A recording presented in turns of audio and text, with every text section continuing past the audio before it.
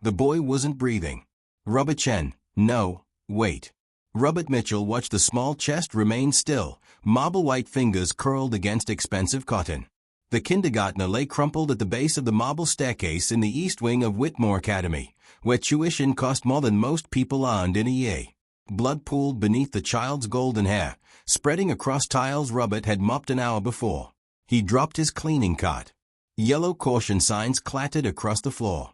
Move away from him. A woman's voice cut through the hallway, heels clicking rapid fire against stone. Security. Somebody call security. Robert's knees hit the floor.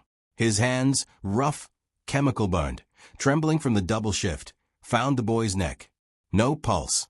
He tilted the small head back, checked the airway, found it clear, but useless without breath. His certification was 3 years expired, paid for back when things were different, but his hands remembered. 2 breaths. 30 compressions. The boy's ribs felt like bowed bones under his palms. Get away from him. The woman again, closer now. Robert glimpsed her in his peripheral vision, tailored navy suit, diamond watch catching the chandelier light. You're hurting him. Someone stop this man. He kept counting. 28. 29. 30.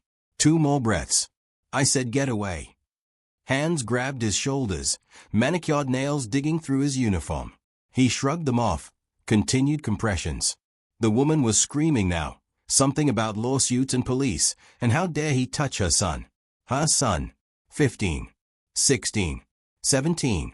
The boy coughed. Water and vomit sprayed across Robert's shirt. Small lungs heaved, pulling air in desperate gasps. The child's eyes fluttered open, gray, confused, alive. Oliver. The woman shoved Robert aside, gathered the boy into her arms. My baby, my Oliver. Don't move, sweetheart. Mommy's here. Robert sat back on his heels, chest heaving. His hands were shaking worse now, adrenaline draining away to leave only exhaustion. He was 52 years old. He'd been on his feet for 14 hours. His daughter needed her medication refilled tomorrow, and he was $70 short. Mrs. Whitmore. A security guard appeared, hand on his radio. Are you all right? This man attacked my son. Victoria Whitmore's voice was cold, controlled again. She stood, lifting Oliver with her. The boy's eyes found Robert, wide and uncertain. I want him removed from the premises immediately. And call the police. Robert started. Don't speak to me. She turned to the guard. Check the security footage. I want documentation of everything that happened here. My lawyers will need it. More security arrived. Hands gripped Robert's arms, pulled him to his feet. Someone was reading him his rights. No, not rights, trespass warnings. They were escorting him out. Wait. A different voice, male, from the shadows near the north corridor. Wait just a moment. A man emerged into the light, silver hair, cashmere coat, face Robert recognized from the donor plaques in the lobby. James Whitmore. The Whitmore. Tech billionaire, philanthropist, the man whose name was on half the buildings in the city. James. Victoria's voice softened slightly. This man assaulted Oliver. I found him. I saw the whole thing. James moved closer, his gaze fixed on Robert. I was in my office. The door was open. I saw Oliver fall, saw him stop breathing. He paused, and I saw this man save his life. Silence filled the corridor. Even Oliver had stopped crying, pressed against his mother's shoulder. That's not, Victoria started. The boy wasn't breathing, Victoria. I watched this man perform CPR. Textbook perfect.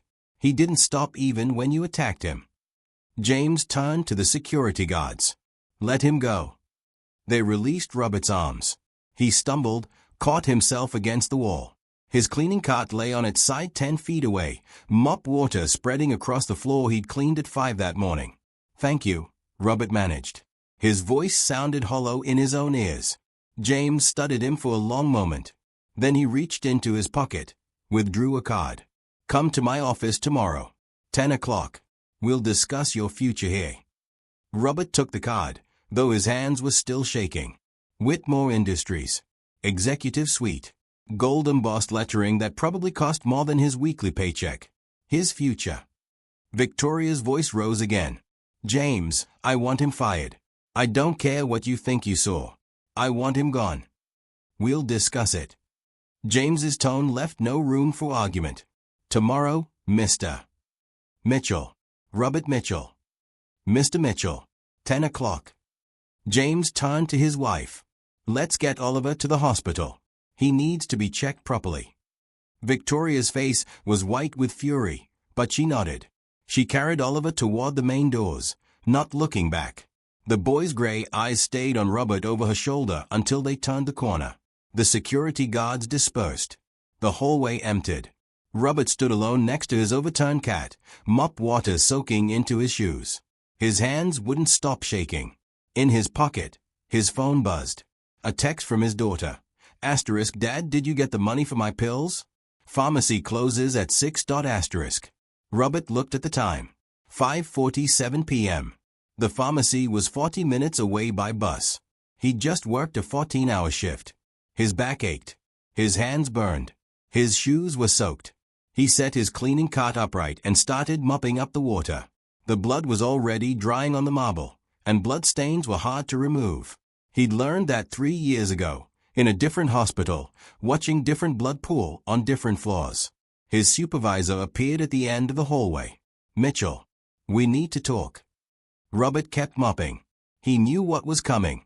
He'd known the moment Victoria Whitmore said the word fired.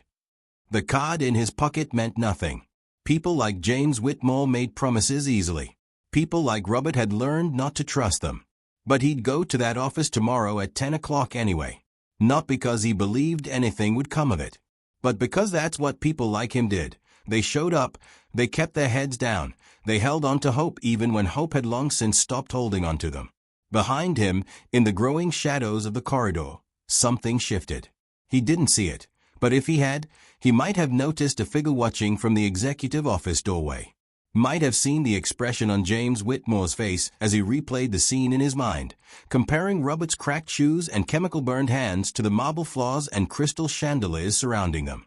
Might have heard the phone call James was already making, voice low and urgent, to someone who specialized in finding information about people. Everything about them. Every detail of their lives. But Robert didn't hear any of that. He just mopped the blood off the floor, checked the time again, 5:53 now, and calculated whether he could make the bus if he ran. His daughter needed her medication. That was all that mattered. That was all that ever mattered. Tomorrow would take care of itself. 18 months ago, Robert Mitchell had been someone else. Dr. Robert Mitchell, specifically. Emergency medicine. Mass General Hospital, Boston. He'd spent 12 years running codes, intubating patients, making split-second decisions that meant the difference between life and death. Good at it, too.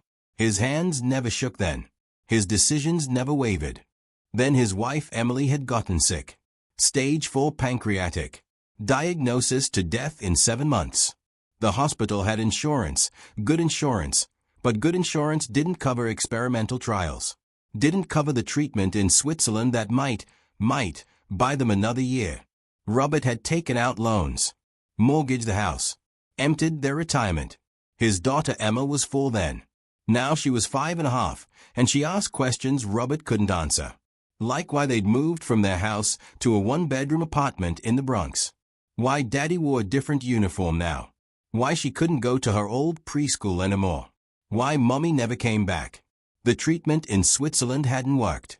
Emily died on a Tuesday, and Robert had held Emma in a hospital room that cost $4,000 a night and tried to explain death to a child who still believed in tooth fairies.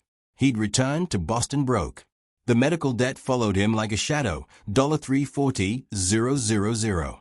The house was gone. His credit was destroyed. And when he tried to return to Mass General, they'd been sympathetic but firm. His license had lapsed during Emily's illness. His malpractice insurance had expired, and renewing both required money he didn't have. "We can bring you back in a year or 2, the director had said, not meeting his eyes. "Once you get everything sorted out." So Robert had moved to New York, to his sister's apartment in the Bronx. found work as a janitor at Whitmore Academy because private schools paid better than public ones, and their night shifts let him watch Emma during the day. His sister Gloria worked as a home health aide, covering the hours when Robert was gone. Between them, they kept Emma fed and clothed and mostly unaware of how close to the edge they were living. Mostly. But Emma had inherited her mother's lungs, weak, prone to infection. Last month she developed pneumonia. The emergency room bill had been $4,200. Robert had negotiated it down to a payment plan, $350 monthly. Between that and rent, $1,400 for their share of Gloria's two-bedroom, utilities, food, Emma's asthma medications, $180 monthly even with assistance, and the minimum payments on his medical debt. Robert was exactly $73 short every month, which meant skipping meals, wearing shoes until they fell apart, walking instead of taking the bus when he could, working double shifts until his hands shook and his back screamed and his supervisor told him he looked like hell. Today, the day after saving Oliver Whitmore's life, Robert's hands shook for different reasons. He'd been escorted off school property at 6 p.m. yesterday, made the pharmacy with 5 minutes to spare, paid for Emma's medication with the last $62 in his account, taken 3 buses home because he couldn't afford a cab, arrived at Gloria's apartment at 8:30 p.m. to find Emma asleep and his sister waiting with bad news. "Robert, I need to show you something." Gloria had pulled out her phone, opened Facebook. It's going around the parent groups.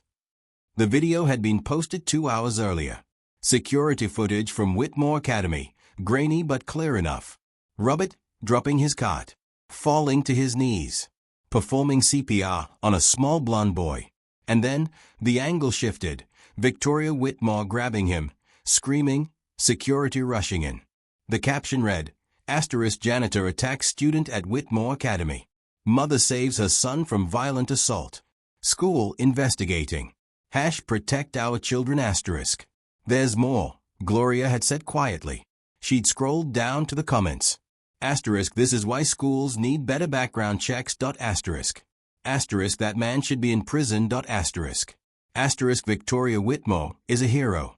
Imagine if she hadn't been there. The school should be sued for hiring him. 3,000 shares. 12,000 comments. Robert's face, caught mid-compression, had been screenshot and shared across every private school parent group in the city. Someone had identified him, posted his name, his address. By morning, the apartment building superintendent had left a message, *, we've had complaints from other tenants. Security concerns. We need to discuss your lease. *. Gloria had gone to work at 7 a.m. Robert had stayed home with Emma, watching her color while his phone buzzed with notifications. A reporter had found his number somehow, left a voicemail asking for comment. A lawyer had called, offering representation on contingency. 3 collection agencies had called about his medical debt, suddenly urgent now that his name was in the news. At 9:45 a.m., Robert had knocked on Gloria's bedroom door. "Emma, sweetheart, I need to go out for a bit. Aunt Gloria will be home soon." "Where are you going?" Emma had looked up from her coloring book, purple crayon in hand.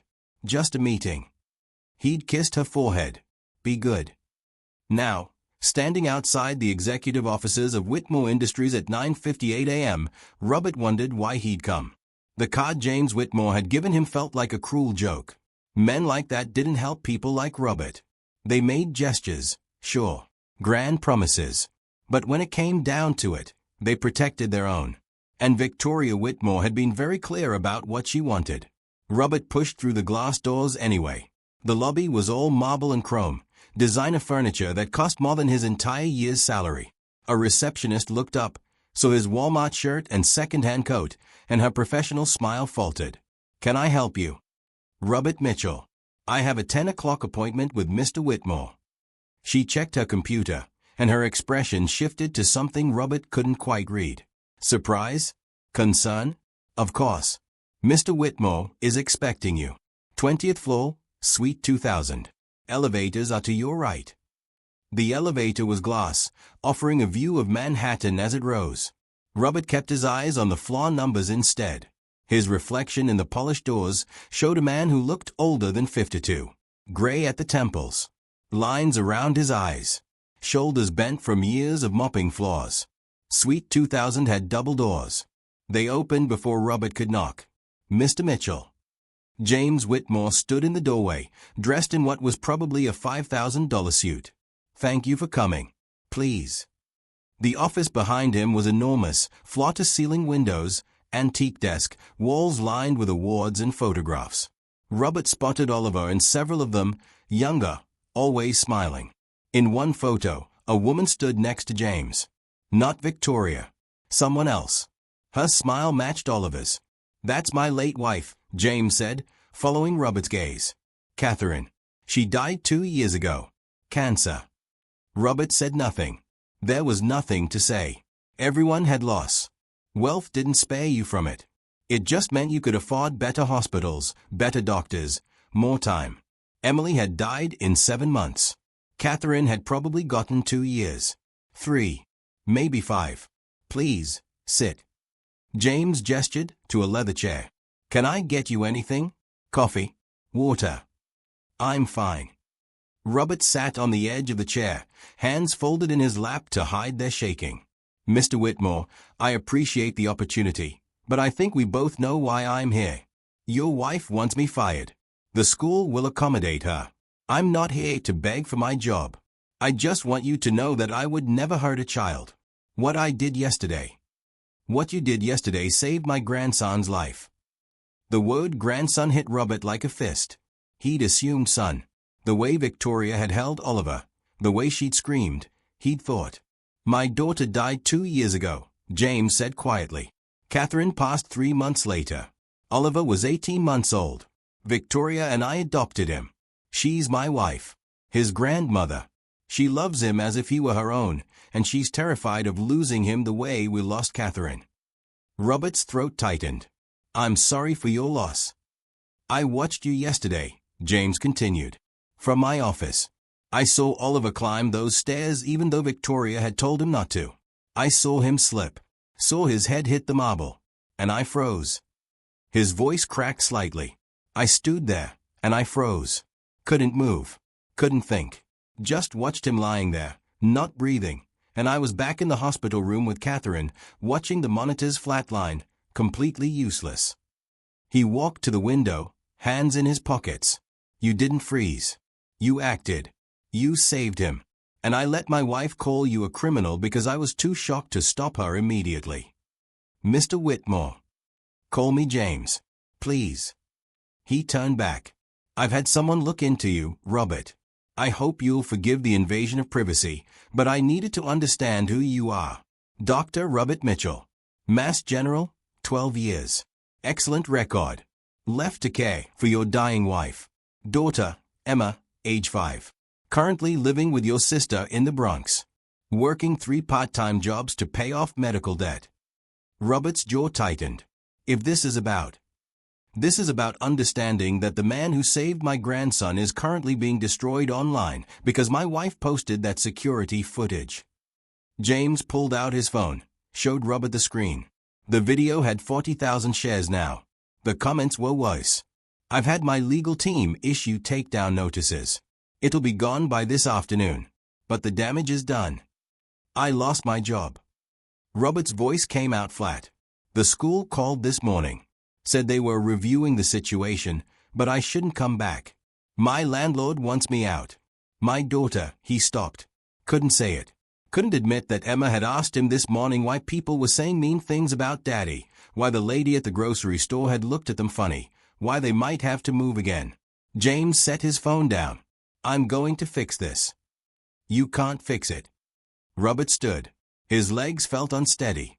"Mr. Whitmore, James, I appreciate the sentiment. But men like you don't fix problems for men like me. You make generous donations. You fund scholarships. You name buildings after people. But you don't actually change anything. Because changing things would mean admitting that the system is broken. And the system made you rich." "You're right," James said quietly. Robert blinked. "What?" "You're absolutely right. I've spent 30 years getting rich off a system that crushes people like you. I've donated millions to hospitals while people like your wife die because they can't afford treatment. I've funded schools where tuition costs more than most people's salary. I've built an empire on the backs of workers I'll never meet, never know, never think about. He paused. My daughter called me out on it once. Said I was trying to buy my way into heaven. She was right. He moved to his desk, picked up a folder. This is your file. Everything about you. Your medical debt. Your employment history. Your current financial situation. I know you're $73 short every month. I know you've been skipping meals. I know your daughter needs regular monitoring for her asthma, and you've been delaying her appointments because you can't afford the copays.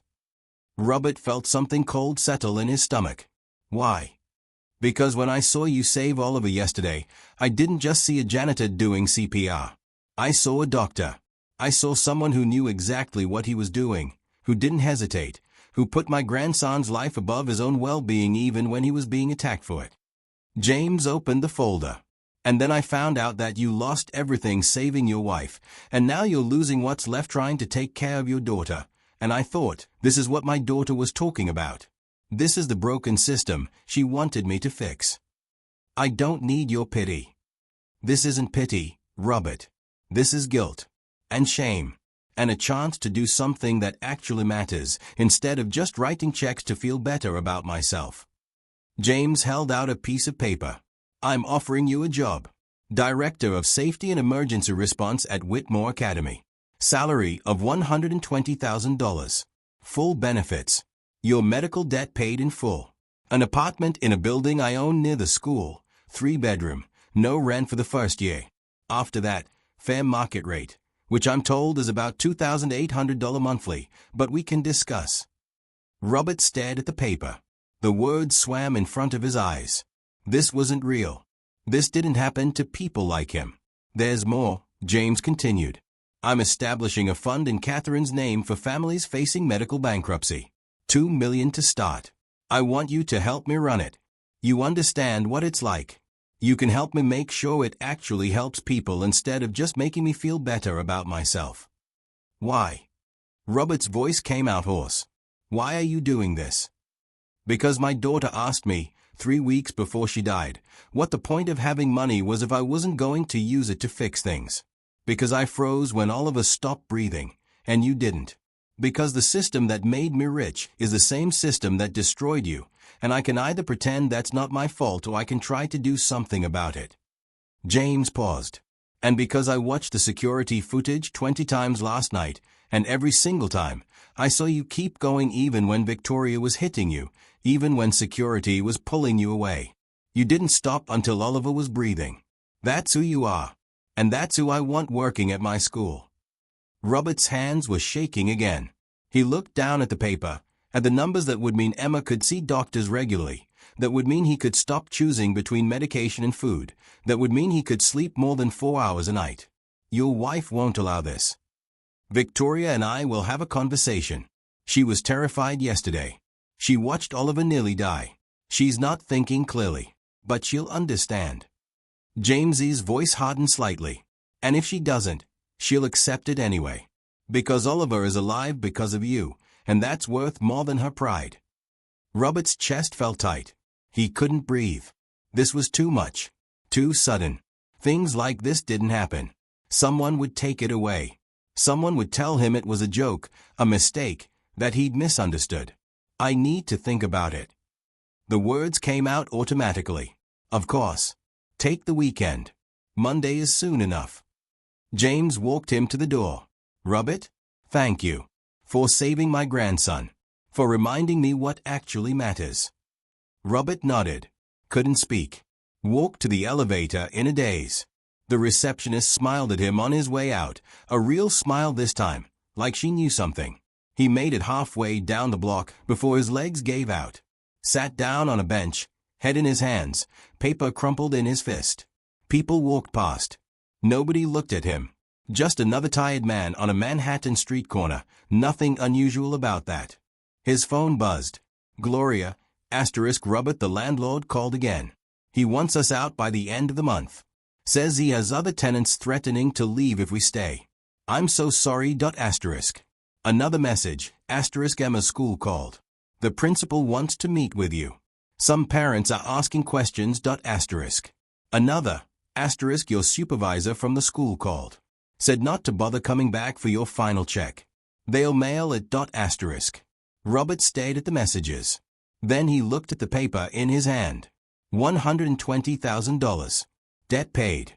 Apartment. It wasn't real. It couldn't be real. But if it wasn't real, he'd know on Monday. And if it was, he stood up, started walking toward the subway. He had to get home, had to see Emma, had to figure out how to explain to a 5-year-old that maybe, possibly, things were about to change. Or how to explain that they weren't. James Whitmore hadn't slept in 48 hours. Friday night, after Robert left his office, James had gone home to find Victoria in Oliver's room, watching the boy sleep. The argument that followed had been quiet. Oliver was sleeping, but vicious. "You're making a spectacle of us," Victoria had hissed. "The school board is asking questions. Parents are pulling their children out. And you want to hire the man who caused all of this. He didn't cause anything. He saved Oliver's life. He assaulted him. The footage shows otherwise, Victoria. You know it does. I've watched it. The school board has watched it. Everyone who matters has watched it. And they all see the same thing, a man performing CPR on a child who wasn't breathing." Victoria's face had gone white. "Then why did I?" She'd stopped.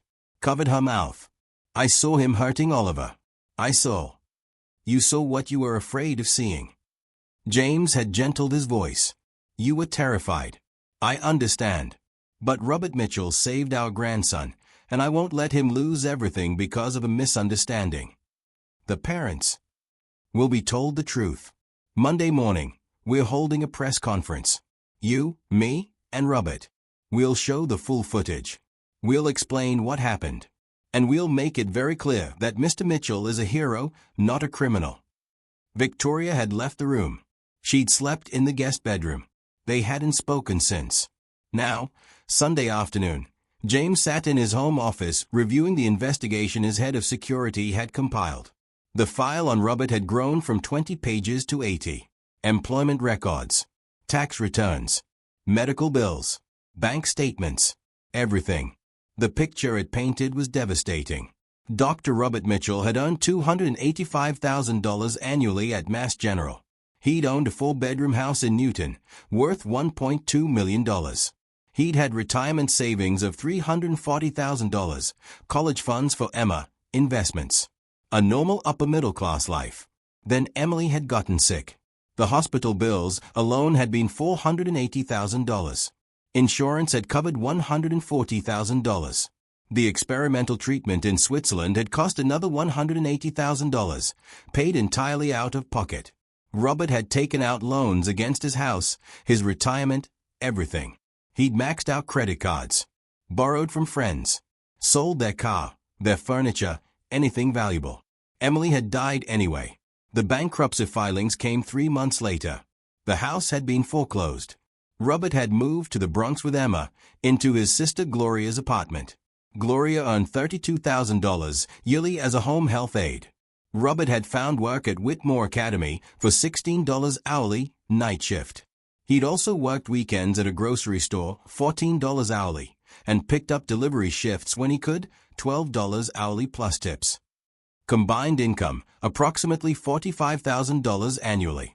Expenses, rent $8,400 yearly for his share, Emma's medical costs, $4,800 yearly with assistance, food, $6,000 yearly, utilities, $1,800 yearly, minimum debt payments, $8,400 yearly, transportation, $2,400 yearly.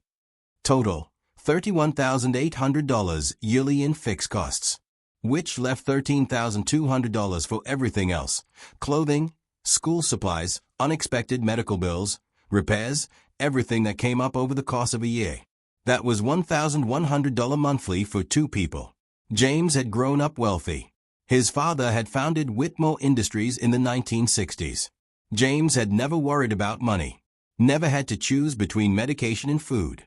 Never worked 3 jobs just to stay afloat. Looking at Robert's file, he felt something he hadn't felt in a long time: shame. This was the system he'd profited from. The one his daughter had tried to make him see. where doctors went bankrupt trying to save their wives, where children got sick and their parents worked themselves to exhaustion trying to afford medication, where one emergency, one fall, one illness, one bad day could destroy everything you'd built. His phone buzzed. A text from his head of security. Asterisk, you need to see this. Asterisk. James called him back. What is it? The video's spreading again. Someone saved it before we got the takedowns issued. New posts went up last night. Different angle. 2. Someone edited it to make it look worse. And there's something else. What? The hospital where Oliver was taken. Someone leaked his medical records. The diagnosis, the treatment, everything. Posted it online with Robert Mitchell's name attached, making it look like he caused the injuries. James stood abruptly, nearly knocking over his coffee. That's HIPAA violation. That's a federal crime. I know. We're working on tracking the source. But Mr. Whitmore, the damage is done. This is on every major news site now. Parents are organizing protests. They are saying the school is covering up an assault. That you're protecting a violent criminal because the security chief paused. Because what? Because you're related to him somehow. There are rumors that he's your illegitimate son. That you're paying him off. That the whole thing was staged. James felt rage building in his chest. Cold, focused rage. Find out who leaked those records. I want them prosecuted. I want them sued. I want them destroyed. Yes, sir. But Mr. Whitmore, there's something else. About Robert Mitchell. What? He's in the hospital. Emergency room. His daughter brought him in this morning. Cardiac event. They are running tests now. The rage drained away, replaced by ice-cold fear. Which hospital? Bronx, Lebanon. His stable. But James was already moving. I'm on my way. Robert had known something was wrong Friday night. The chest pain had started around 10 p.m. while he was helping Emma with a puzzle. Sharp, radiating down his left arm. He'd ignored it. Stress. Exhaustion. Nothing serious. He'd taken an aspirin, told himself to breathe. Saturday, the pain had gotten worse. But he'd had meetings with landlords, phone calls with lawyers James had recommended, paperwork to fill out for the job offer. He'd pushed through it. Taken more aspirin. Told Gloria he was fine when she'd asked. Sunday morning, he'd collapsed. Emma had found him on the bathroom floor, clutching his chest. She'd run to Gloria's room, screaming. Gloria had called 911. The ambulance had arrived in 8 minutes. 8 minutes of Emma crying, holding his hand, asking if he was going to die like Mommy did. Now, lying in a hospital bed in the emergency room, hooked up to monitors and fours, Robert felt a familiar sense of failure. He'd lasted less than 48 hours before his body gave up. Before he became a burden again. The cardiac test showed severe stress-induced cardiomyopathy. Broken heart syndrome. The doctors called it, though that was a misnomer. It was his body's response to prolonged stress, lack of sleep, inadequate nutrition. His heart had simply decided it had had enough. Treatment was rest, medication, stress reduction. Things Robert couldn't afford. No. That wasn't true anymore. If the job offer was real, he'd have insurance. Good insurance. The kind that covered cardiac care and therapy and medications that cost more than $4 copay at the pharmacy. He'd have time to rest. Money to eat properly. The chance to heal. If it was real. Mr. Mitchell. A nurse appeared in the doorway. You have a visitor. He says he's your employer. Before Robert could respond, James Whitmore walked in. He looked different than he had Friday. No suit, just jeans and a sweater. He looked tired. Worried. Robert. James approached the bed. How are you feeling? Fine.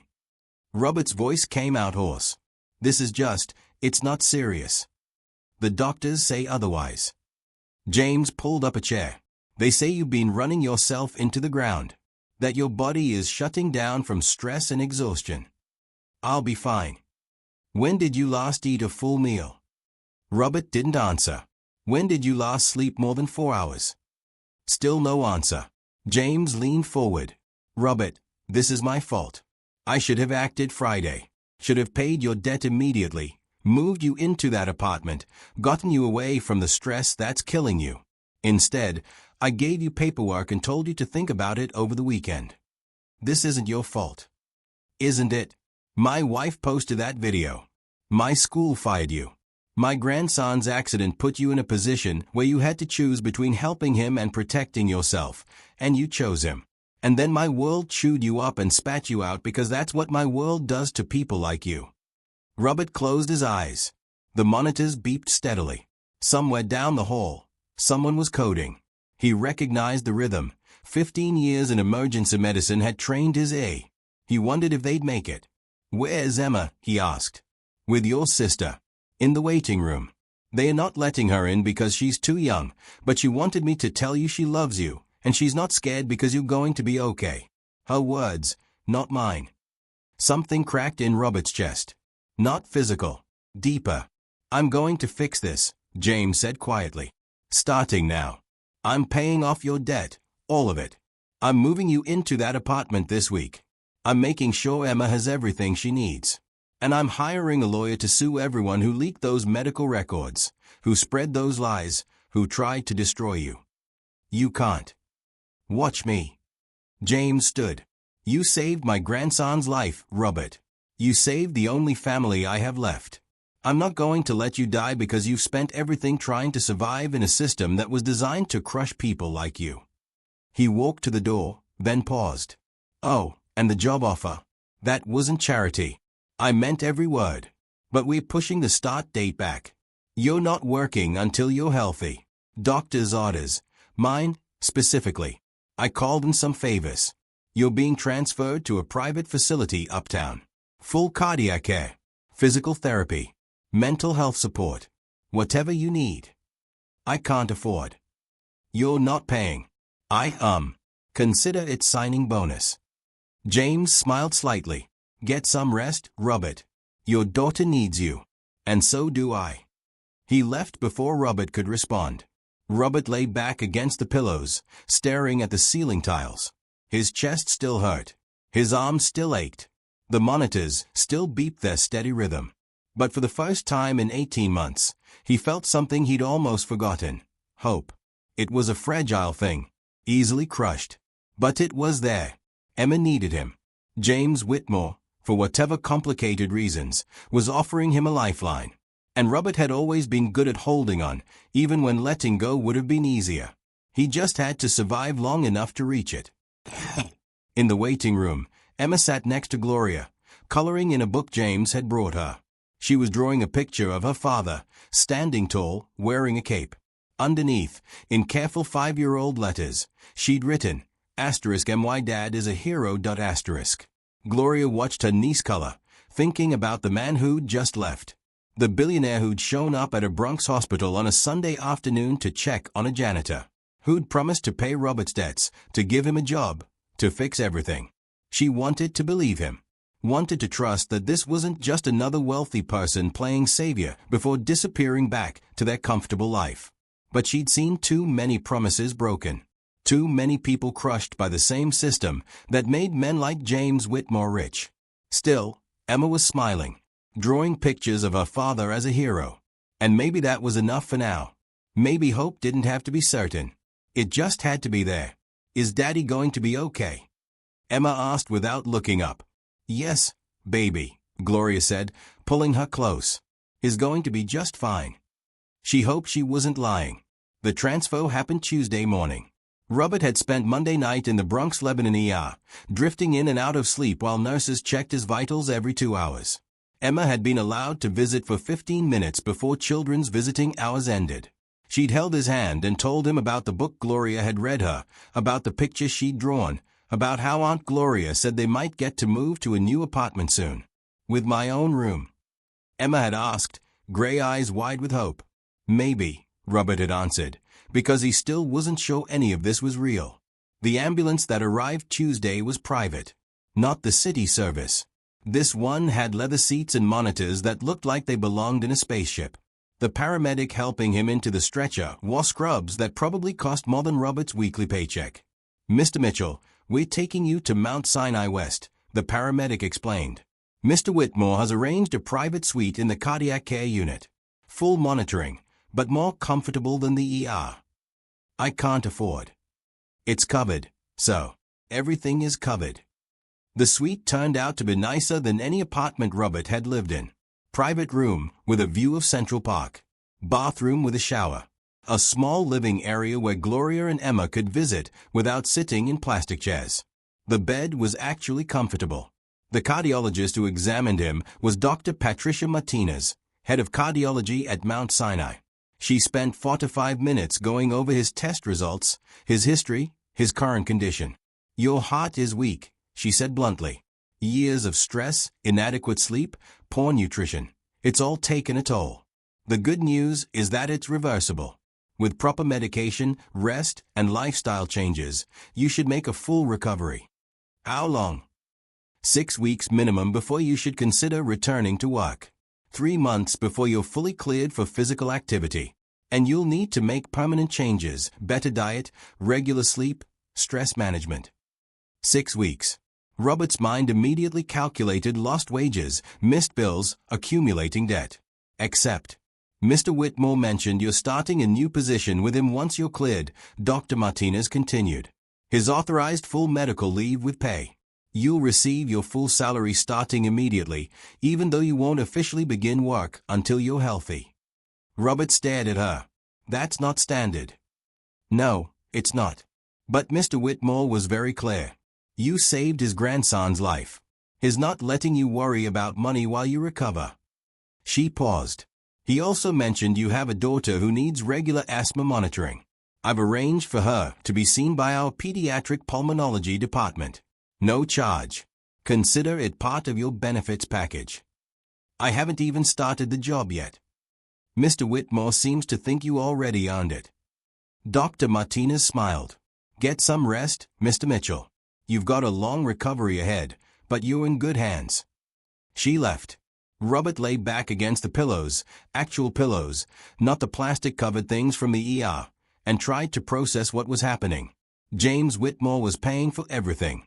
The hospital, the medications, the time off, Emma's care, the apartment, the debt.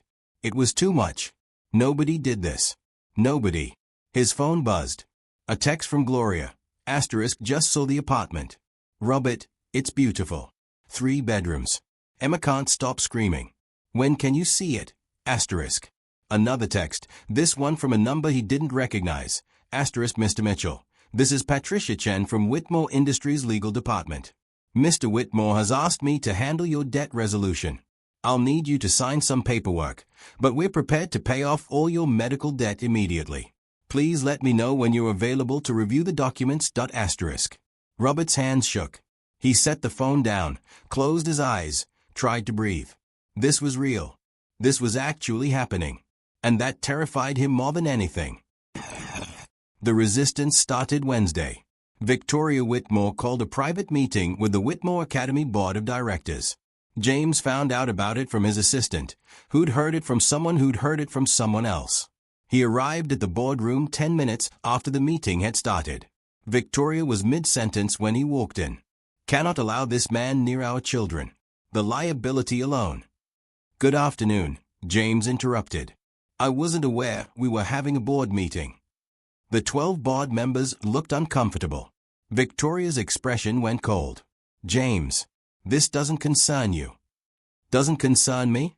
This is my academy. My foundation. My grandson who was saved by the man you're trying to destroy. He moved to the head of the table, not sitting. What exactly is being discussed? Victoria stood. She looked tired, Robert noticed. There were lines around her eyes he hadn't seen before. The board has concerns about your proposed hire of Robert Mitchell. Given the circumstances, given the public perception, given the potential legal implications. Given that he saved Oliver's life. We don't know that. This came from Bernard Thompson, chair of the board. Old money, old attitudes. We've seen the footage, James. But we've also seen the allegations. The edited videos showing him attacking Oliver. The leaked medical records suggesting he caused serious injury. Parents are pulling their children out of the school. Donations are down 40% this week. We're facing a PR crisis. Then fix the PR, tell the truth. The truth is complicated. Victoria's voice was tight. The truth is that a janitor performed CPR on a child who might not have needed it, and in the process, he cracked 3 of Oliver's ribs and caused internal bruising. The truth is that I, as Oliver's legal guardian, perceived his actions as assault. The truth is that hiring him now, promoting him to a director position, sends a message that we value one man's heroics over the safety and concerns of every family at this school. James stared at her. You don't believe that? It doesn't matter what I believe. It matters what the families believe. And they believe that children are in danger if we hire this man. Then we educate them. We show them the full footage. We explain what CPR looks like, what it does, why it was necessary. We bring in medical experts to confirm that Oliver would have died without immediate intervention. We've tried that, Bernard said. The parents don't care. They see the video of Victoria pulling him away, they hear her screaming, and they think she must have had good reason. They trust her judgment more than any expert. Because the alternative, James said slowly, is admitting that Victoria made a mistake, that she attacked a man who was saving her grandson's life, and that would make her look fallible. Victoria's face went white. How dare you? I dare because it's true. You were terrified. I understand. But you were wrong, Victoria. And instead of admitting that, instead of standing up and saying I made a mistake in a moment of panic, you're letting an innocent man be destroyed to protect your reputation. The room went silent. Outside, through the floor-to-ceiling windows, Manhattan continued its indifferent business. Traffic. People. Life. I'm not voting to hire him, Victoria said finally. And neither will this board. You can't force this through, James. You need majority approval for any executive hire.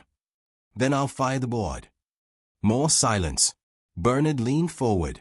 You can't do that. I can, actually. Check the foundation charter. As primary benefactor and founding member, I retain the right to dissolve and reconstitute the board at any time for any reason. It's in the paperwork we all signed 15 years ago.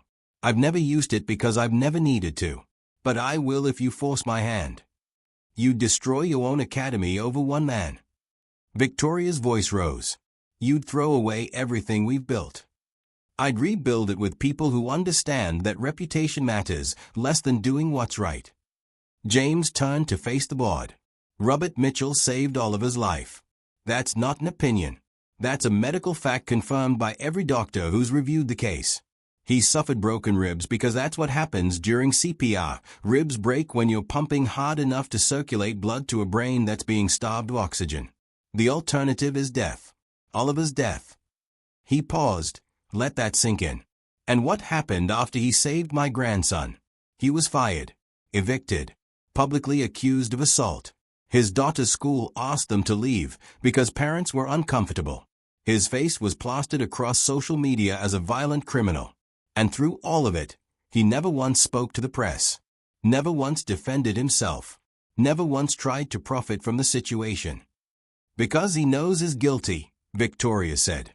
Because he has dignity, James snapped. Because he understands that defending himself means talking about how my wife, my co-founder, the public face of this institution, attacked him while he was performing CPR. And he won't do that because it would hurt Oliver.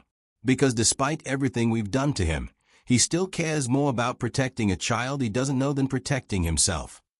He pulled out his phone, set it on the table, played a video. Security footage, but not from the academy. This was from the hospital, Monday night. Emma visiting Robert, holding his hand, crying. My daddy didn't hurt anyone. Emma's voice was clear on the recording. He helped the boy. Why is everyone being mean to him? James stopped the video. That's Emma Mitchell. Age 5. She watched her mother die 2 years ago. Now she's watching her father have a heart attack because the stress of being falsely accused is literally killing him.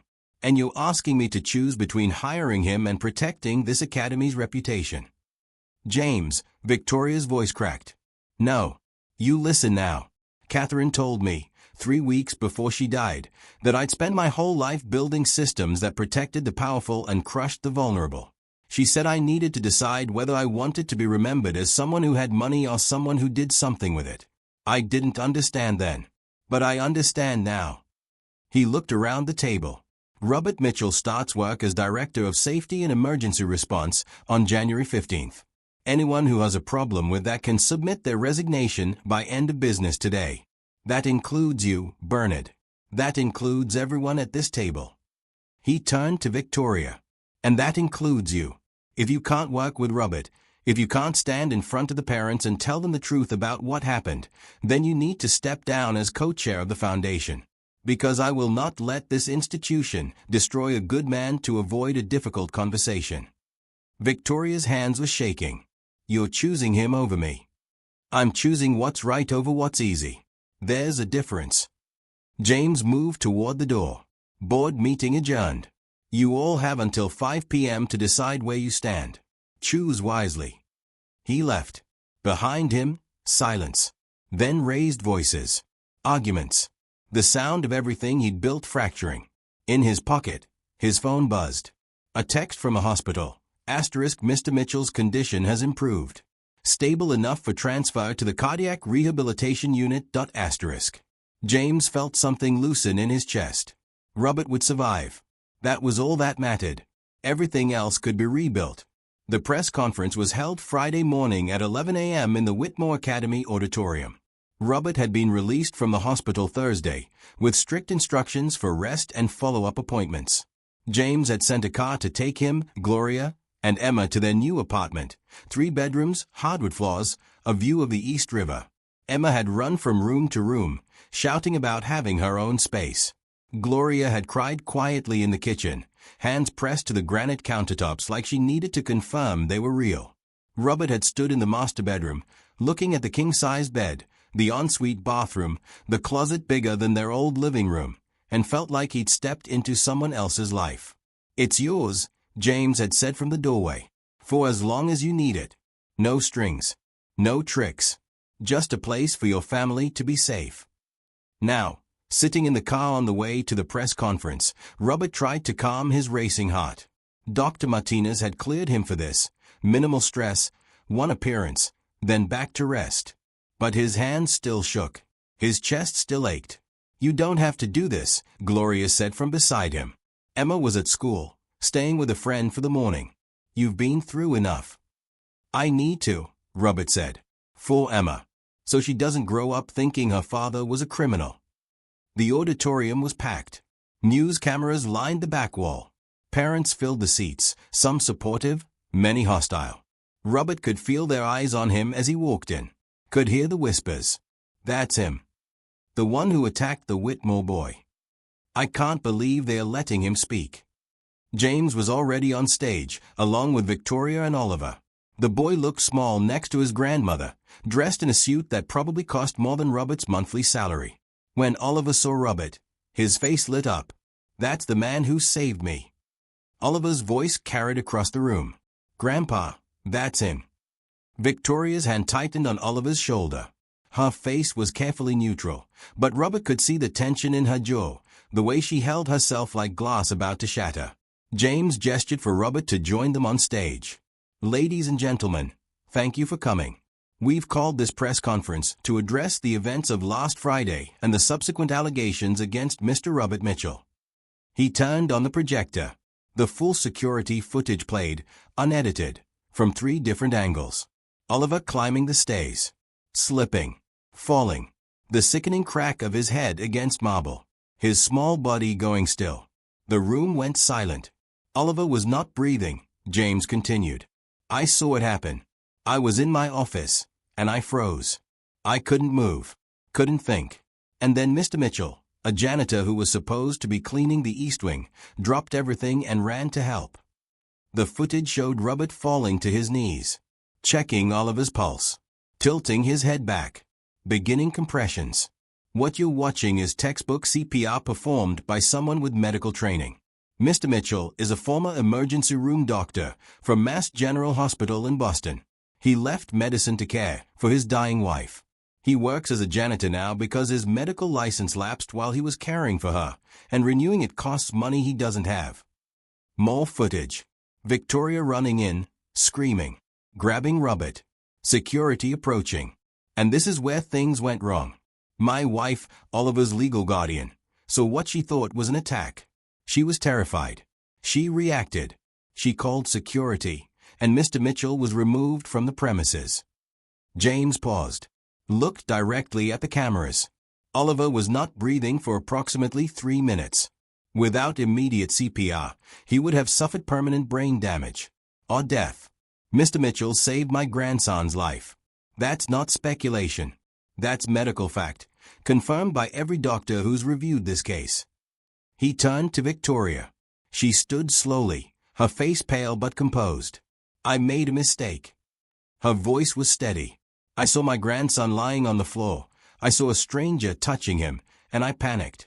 I didn't see a medical professional performing CPR. I saw a threat, and I reacted based on fear instead of facts. She looked at Robert. Their eyes met. Mr. Mitchell, I owe you an apology. You saved Oliver's life, and I responded by attacking you, getting you fired, and allowing your reputation to be destroyed. I was wrong, and I'm sorry. The room erupted. Questions shouted from reporters. Parents arguing. Oliver, confused, asking his grandmother why she was crying. James held up his hand. There's more. The allegations against Mr. Mitchell didn't stop with the initial incident. Someone leaked Oliver's medical records, edited security footage to make the incident look like an assault, and spread false information across social media. We've identified the source. He nodded to his head of security, who stood. The leak came from a staff member at the hospital where Oliver was treated. The staff member was paid by a parent at this academy, Mrs. Rachel Foster, to access and leak those records. Both are facing federal charges for HIPAA violations. Mrs. Foster's daughter has been expelled from the academy. Chaos. Parents standing, shouting. Rachel Foster. Robert recognized her from parent pickup, always perfectly dressed, always surrounded by other mothers. Tried to leave. Security blocked the exits. We're taking legal action against everyone involved in this campaign to destroy Mr. Mitchell, James continued.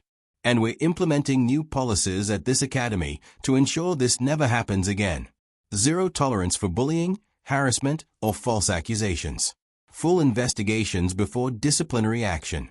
And mandatory training for all staff and parents on emergency response and medical procedures. He turned to Robert. Mr. Mitchell, would you like to say anything? Robert stood. His legs felt unsteady. The microphone seemed impossibly far away. But he made it to the podium, looked out at the sea of faces. I don't have a prepared speech, he started. His voice sounded rough over the speakers. I'm not good at public speaking. I'm better at mopping floors, as most of you know. A few uncomfortable laughs. Last Friday, I saw a child who wasn't breathing. I didn't think about consequences. I didn't think about what might happen to me. I just acted. Because that's what you do when someone needs help. You help them. He paused, breathed, felt his chest ache. What happened after? The accusations, the firing, the hatred, that hurt. Not gonna lie. It hurt badly. My daughter asked me why people were being mean. She's 5 years old. She shouldn't have to ask questions like that. His voice cracked. He pushed through it. But I'd do it again. If I saw Oliver fall, if I saw him stop breathing, I'd do the exact same thing. Because his life matters more than my comfort, more than my reputation, more than anything. He looked at Oliver, who was watching him with wide gray eyes. You're a brave kid, Oliver. You fell, you got hurt, you had to go through scary medical stuff. And you're okay. That's what matters. Not the adults arguing about what happened. Just that you're okay. Oliver nodded solemnly. Thank you for saving me. Robert felt his throat close. He managed to nod, then stepped back from the microphone before he completely broke down. James took over.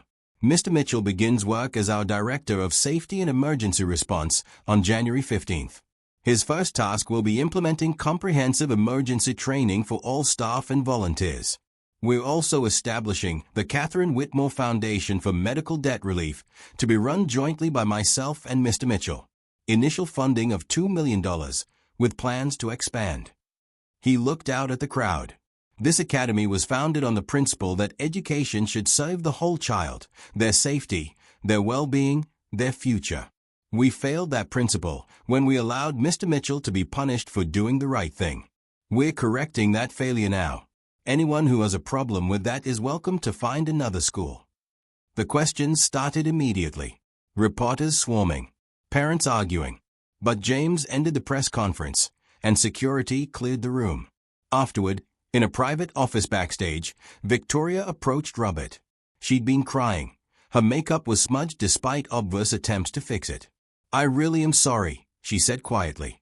"I've spent 2 years terrified of losing Oliver. Every time he climbs something, every time he runs, I see Catherine dying. I see that hospital room. And when I saw him lying there," she stopped, composed herself. "That's no excuse. I hurt you. I hurt your daughter. And I'm sorry." Robert didn't know what to say. Eventually, he settled on, "Oliver looks like her. Your daughter. He has her eyes." Victoria's face crumpled. "He does.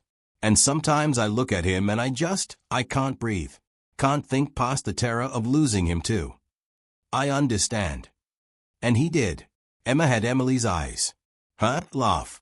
Sometimes Robert would look at his daughter and feel the same crushing fear. What if he lost her too? What if he couldn't protect her? "Can you forgive me?" Victoria asked. "I can try," Robert said honestly. "It'll take time. But I can try." She nodded, extended her hand. He shook it. "Oliver wants to see you," she said. "Before you go. He's been asking." They found Oliver in the hall with James, playing with a toy car. The boy looked up when Robert approached. "Hi," Oliver said. "Do you remember me?" "I do. How are you feeling?" "My chest hurts sometimes. And I have to go to the doctor a lot. But Grandma says I'm getting better." He held up the toy car. "This is Lightning McQueen. He's my favorite. He's very cool." "Do you have kids?" "I have a daughter, Emma. She's your age. Can she come play with me sometime?" Robert looked at Victoria, who nodded slightly. "Maybe. We'll see." Oliver smiled. Then, without warning, he hugged Robert's legs. "Thank you for helping me. Grandma says you made my heart work again." Robert's eyes burned. He knelt down, hugged the boy properly. "You're welcome, Oliver. I'm glad you're okay." When he stood, James was watching him with an expression Robert couldn't quite read. "You're going to be good at this," James said quietly. "The job. Helping families. All of it." "I hope so. I know so." James squeezed his shoulder. "Go home. Rest. Spend time with Emma. We'll handle everything else." 6 months later, Robert stood in his office at Whitmore Academy, reviewing applications for the Catherine Whitmore Foundation.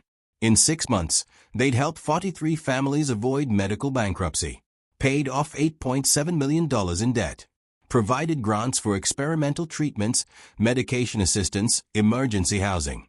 It wasn't enough. Would never be enough. But it was something. His phone buzzed. Emma's school, calling to confirm pickup time. She was in first grade now, at a school 3 blocks from their apartment. She'd made friends. Stopped asking why people were mean to Daddy. Started drawing pictures of their apartment instead of their old place in the Bronx. She was healing. They were healing. "Mr. Mitchell." His assistant stuck her head in. "Your 3 o'clock is here. The Johnson family." Robert checked his notes. Father had cancer. Medical bills over $400,000. Insurance capped. 3 children. Facing foreclosure. "Send them in," he said. The Johnsons looked exactly how Robert had looked 18 months ago, exhausted, scared, holding on to hope by their fingernails. He saw himself in Mrs. Johnson's eyes, in the way Mr. Johnson's hands shook when he spoke. "Thank you for seeing us," Mrs. Johnson said. "We didn't know where else to turn." "You came to the right place," Robert assured her. "That's what we're here for. To help when the system fails. To make sure nobody has to choose between saving their family and destroying their future." He pulled out the foundation paperwork. Started explaining what they could offer: debt negotiation, payment plans, grants for experimental treatment if needed. The Johnsons cried.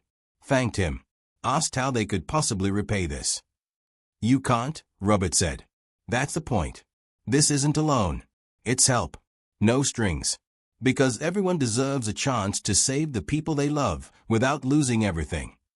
After they left, Robert stood at his window, looking out at the academy grounds. Children playing. Parents picking them up. Normal life, continuing. Oliver was down there somewhere, first grade now. Robert saw him sometimes in the halls, always accompanied by Victoria or a teacher. The boy would wave, sometimes run over to talk about school or his new toy or whatever was exciting in his 6-year-old world.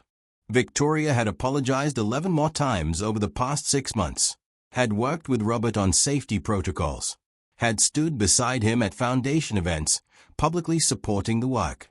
They weren't friends. Probably never would be. But they'd reached an understanding. James stopped by Robert's office most days, ostensibly to check on foundation business, but really just to talk. About Catherine. About the system that had failed Robert. About how to fix things without just throwing money at problems and calling it solved. Money helps, Robert had told him once. But money isn't enough. You need people who understand what it's like. Who've been there. Who know that sometimes the difference between survival and collapse is just one person saying "I see you," and you're not alone. "That's why I hired you," James had replied. Now, watching the sunset over the academy, Robert thought about the past 18 months. The fall. The rescue. The slow, painful climb back to something that felt like stability. His phone buzzed again. "Emma, *Dad, can we get pizza for dinner, *?" He smiled. Texted back, "yes. Extra cheese, *. Yes. Love you, Dad, *. Love you too, sweetheart. *. Robert locked his office, headed for the exit. In the lobby, he passed the donor wall. A new plaque had been added. *** the Catherine Whitmore Foundation for Medical Debt Relief ***. Founded in memory of Catherine Whitmore **. Directed by Robert Mitchell **. Because no one should lose everything trying to save someone they love **. He touched the plaque briefly, then pushed through the doors into the evening air. The subway station was 2 blocks away. Emma would be waiting. Pizza sounded perfect. Life wasn't perfect. He still had bad days.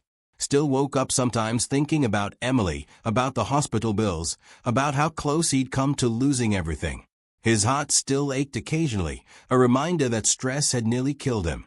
But he had Emma, had stability, had purpose, had hope. And sometimes, that was everything. The city moved around him as he walked, people rushing home, street vendors packing up, the last light fading behind the buildings.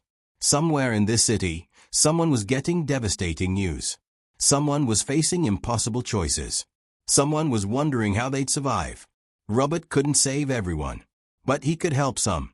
Could be the person he'd needed 18 months ago, when the world had been crushing him and nobody had cared. That mattered. Not because it fixed everything, but because it meant something. He descended into the subway, swiped his MetroCard, settled into a seat for the 20-minute ride home. Emma would probably have started her homework already, would show him her latest drawings, would ask him to read her a story before bed. Normal life, precious beyond measure. Outside the subway windows, the city blurred past. Lights and darkness, systems and people. The machinery that created billionaires and destroyed janitors with equal indifference. But also kindness. Also second chances. Also the possibility that sometimes, not often, but sometimes, the system could be bent toward justice instead of profit. Robert closed his eyes and smiled. His daughter was waiting. That was all the hope he needed.